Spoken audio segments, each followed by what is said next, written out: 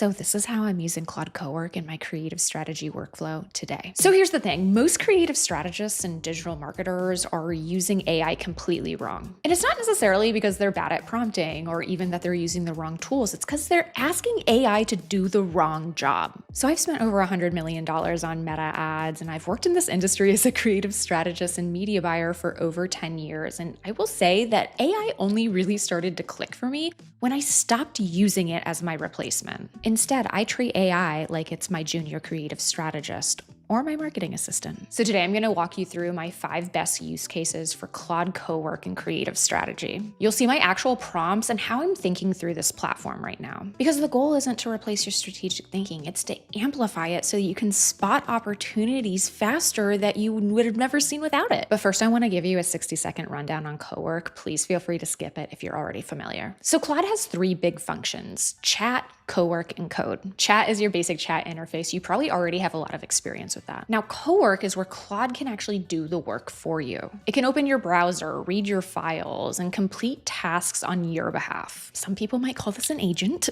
And code is for developers. It's a command line tool that helps you build apps and websites. So if this isn't you, just feel free to skip that one for now.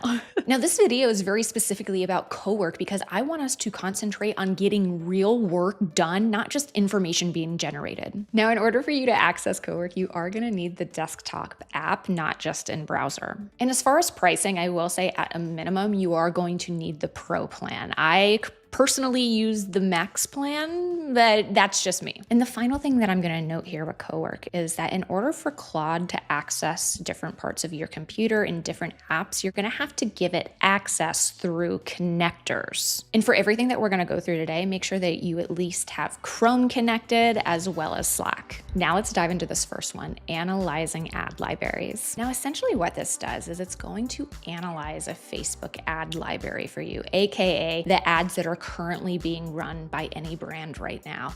And it's going to give you a report that contains incredible and actionable data for you to use. You can do format breakdowns and a deep dive on the creators they're working with via partnership ads and just an overall scope of their creative strategy. Now, the reason why this is so impressive is because I used to do this exact report for my clients every single month. Now, here's the prompt that we're going to be using to generate this. Let's go ahead and put this into Claude Cowork and see what happens. So the basic prompt structure looks like this.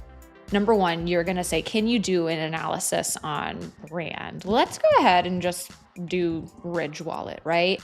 And then we're also going to get a link that goes directly to their ads library. I've found that when I'm doing this, if I just say go to Ridge's ad library, it often won't get the right thing. So I just want to make sure, hey, let's have it exact. So we have our prompt right here. And the first thing that you're going to do is just select a project that you're going to work in. I always just have everything be put into a Claude folder.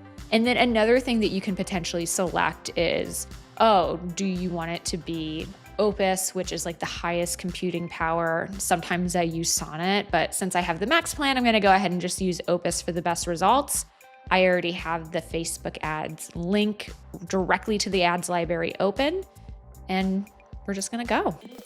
And you can see here immediately, it starts the progress. So it's gonna show you everything that it's gonna do step by step. And you can also see that the connector is also searching. And you can, if you want to, really go through and see how it is starting to conduct these tasks. Now, what you'll see here too is, oh, Facebook's domain is direct from direct fetching. But if you can see right here, Claude, not me, just pulled up this entire window.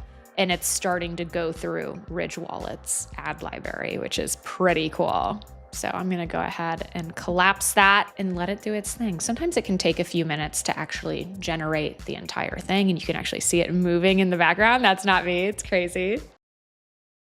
And there it is. Okay, it's giving me a little summary. Let's open it up, shall we? Wow. Okay, so we can see for Ridge, they have 291 active ads, 4 product lines, 4 creator partners, and 94 ads were launched on April 4th alone. And the longest running ad is 158 days. All right, let's dive in. This is such cool data. Okay, we have a video versus image breakdown, pretty even, 50-50 split. We can also see the video duration distribution. I actually see this quite a bit with videos where they're 45 to 60 seconds long. Now I see the percentage of partnership ads is pretty low, only 4.5%.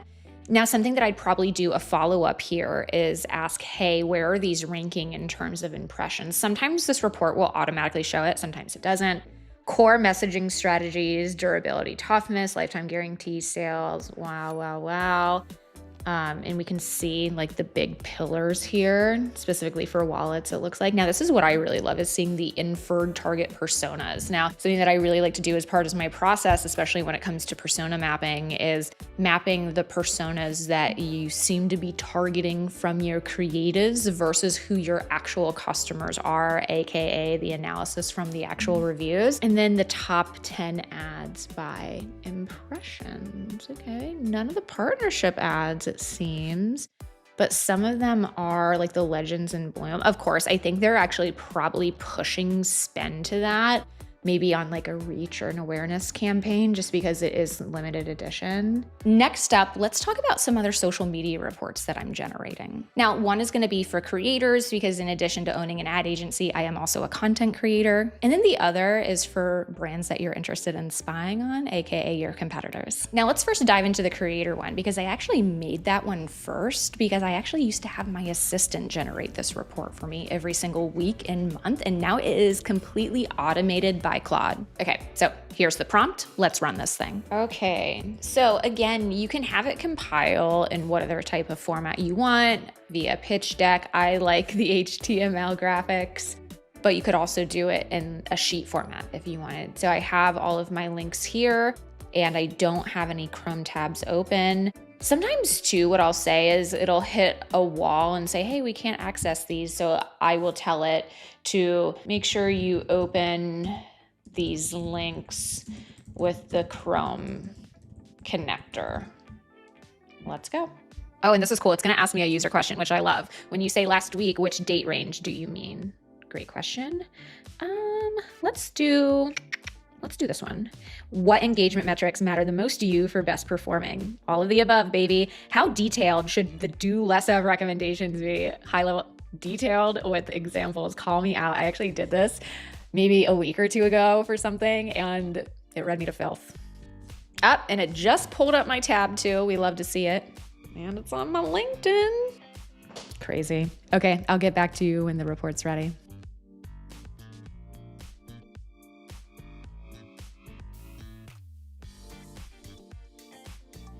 Okay, now it's here. Very cool. Let's open it up. Now, of course, you can give it other specifications if you want it in a different color or whatever. But let's see. Okay, last week I did 10 posts on LinkedIn, not bad. 6 on Instagram, 1 on YouTube, which was a short, 2 on Twitter, and 2 on TikTok. And here was my top performer. It says it went viral. It did not. They put ad spend behind it, but good to know. Your brand breakdown and process content drove the highest saves, not surprised. So the Oats Overnight post, that many saves, and the 3 processes reel.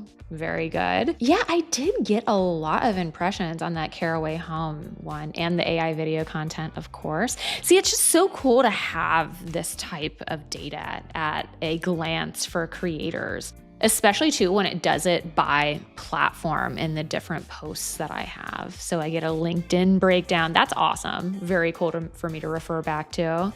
And then Instagram breakdown, do less, Amazon partnership post, whoops. Fair enough. Observation had an incredible 4.8 save rate.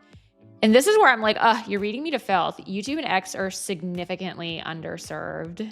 Do less generic sponsored content. Whoop, happens. You're cross-posting heavily on LinkedIn and IG and TikTok. Yeah, fair. Personal post without a professional hunt. Okay. But I love getting this report. You can also tell Cowork, hey, be sure you send this to me.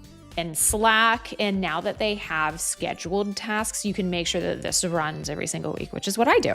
Now, the next one is for a brand or competitor analysis that I like to run for a few different use cases. Number one, you can do this for your competitor. So I'll actually have Cowork do this analysis for me monthly so I can keep tabs on what the competition is doing organically. Again, I used to do something like this, which while it did focus more on the paid aspect, I would also pull in elements from time to time organically. And another way that I'm using it is with my clients' competitors to really map out what their strengths and gaps are and if there's anything that we should capitalize on. And sometimes, just because I'm hella nosy, I'll run it on some of the big brands or brands that I really admire. And what I really like about this too is when you're finished generating this report, you can also ask Cowork follow-up questions to that data.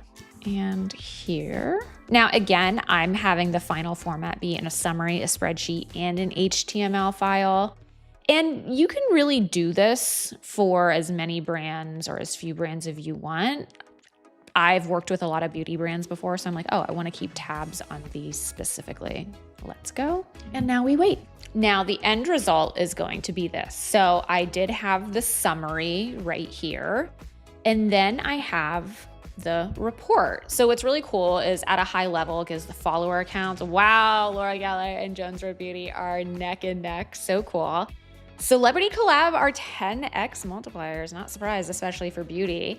And founder-led content always punches above its weight. And then it gives top reel by likes, because I really specifically wanted to look at the video content, and then it breaks down the top 5 reels each, and I can go ahead and it has a direct link. So cool. I love that effect. And it also points out what they're doubling down on, utility-driven content. Same thing for Laura Geller with but they're doubling down on celebrity partnerships and media moments. Interesting. Multi-phase product launch campaigns, which is also very interesting because they're the only one that doesn't have a really front and center founder. Very, very cool. And the final one is how to build persona research decks. And we're actually going to be breaking this down into 3 concrete steps, because at any given time, you might just want to do one part of this process. Number 1, I'm going to show you how to scrape for reviews, and to actually break that data out into personas, and then putting that data in a finalized deck. Now, one thing I'll flag here is that for a brand like Ridge that has 47,000 reviews, you're not going to want to do all those, or it just might take a while, but for the purposes of this video, I'm gonna do an even 3,000 just so that we can go a little bit more quickly. Let's go.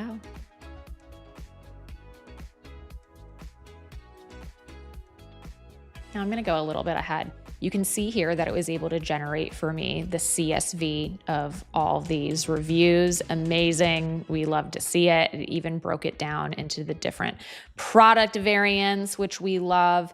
And now what I'm going to do after this is I'm going to be pasting another prompt right into the same chat of that. And I'm going to be saying, hey, from a CSV of these reviews, do the following. Now, what I like to do with this first is to have it put everything in a document for me so that I can review it and really understand, okay, what type of personas are they locking in on from these reviews? This can actually make a really excellent context document that you can upload to a Claude project. If you're interested in hearing more about that, definitely let me know. But I also like it because it's easier to edit. So I can export it and edit it in Google Docs, awesome. But once it's in a place where I think it's pretty good, then what I'm gonna tell it is, hey, I want you to turn this deck into a presentation with visuals that has a graph, yada, yada. And it's gonna work. And then you're gonna have something like this that you can review with your team. Now, being able to have this kind of data and documentation without you actually having to do it, I can't emphasize truly what an unlock it is.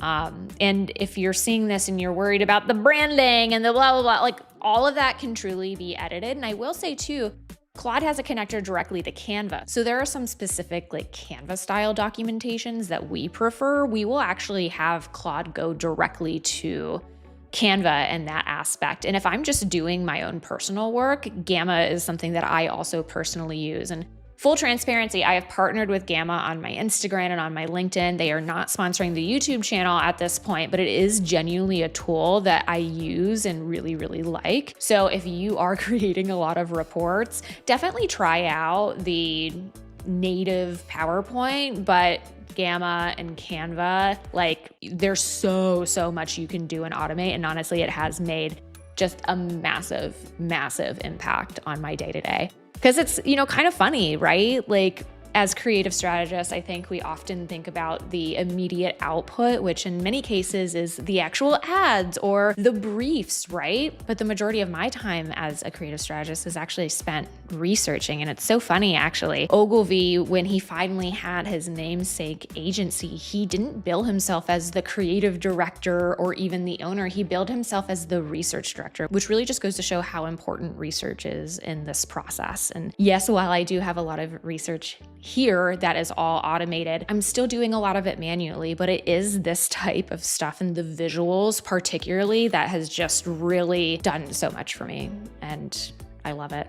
And I hope you guys enjoyed it too. Now, I know that a lot of this video was super research heavy, but to be honest, as a creative strategist, I spend a lot of my time conducting research. So these have been a massive unlock for me. However, if you're curious about how we're implementing AI into the rest of our workflow, specifically in briefing and QA, we've really made some great strides there. Let me know, because I'm happy to expand on this into a series. And I'll see you guys next week. Thank you so much. Bye.